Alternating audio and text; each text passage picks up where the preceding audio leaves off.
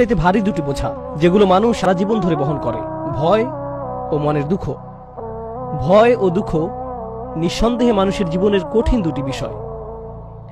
এই জন্যই আদম আলাইহিস সালামকে আল্লাহ দুনিয়াতে পাঠানোর সময় বলে দিলেন, ফামান তাবিআ হুদায়া ফালা খাউফুন আলাইহিম ওয়ালা হুম ইয়াহজানুন, যে আমার দেখানো পথ অবলম্বন করবে তার কোনো ভয় নেই আর না আছে দুঃখ।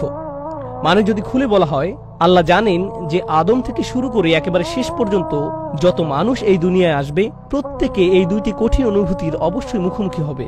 একটা হচ্ছে ভয়, আরেকটা মনোবেদনা। এখন এই দুইটি অনুভূতির আসলে অর্থ কি? ভয় হচ্ছে ভবিষ্যতে কি হবে এই নিয়ে দুশ্চিন্তা।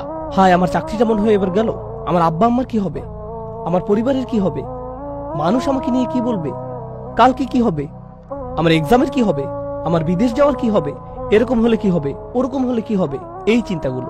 সামনের কিছু সময় কি হতে পারে, কিছুদিন পর কি হবে, অথবা পরবর্তী বছরে কি হবে, ভবিষ্যতে কি হবে, এই চিন্তাগুলো সর্বদা আমাদের মনে ভয় হিসেবে কাজ করে, ছোট হোক কিংবা বড়।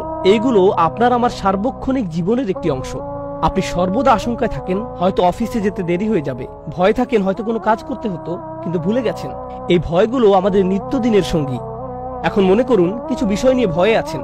ধরি কোনো স্টুডেন্ট তার এক্সাম নিয়ে শঙ্কায় আছে, পরীক্ষার আগ পর্যন্ত তার মধ্যে থাকে ভয়।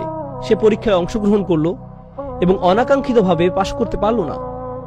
এখন যখন সে ফেল করে ফেলেছে, তার আর ভয় নেই, শুরু হয়ে গেছে দুঃখ, মনের যাতনা।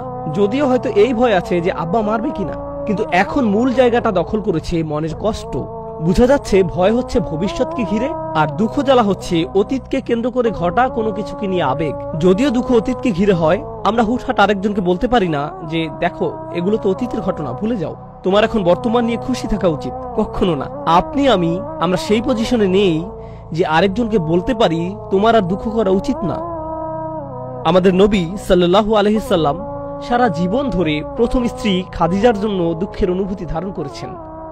মনে কষ্ট থাকার অর্থ এই না যে কারো ইমানের দুর্বলতা আছে। রাসূলুল্লাহর সবচেয়ে মজবুত ইমান ছিল এবং তিনি দুঃখ নিয়েই জীবন চলেছেন। ইয়াকুব আলাইহিস সালাম তার ছেলে ইউসুফ আলাইহিস সালামকে হারালেন। এতে অনেক লম্বা সময় ধরে তীব্র শোকে ভুগতে হয়েছে, এতটাই যে কাঁদতে কাঁদতে ওনার চোখ সাদা হয়ে গিয়েছিল। অবিয়াদ্দাত আইনাহু, এর মানে এই না যে ওনার আল্লাহতে বিশ্বাস দুর্বল ছিল।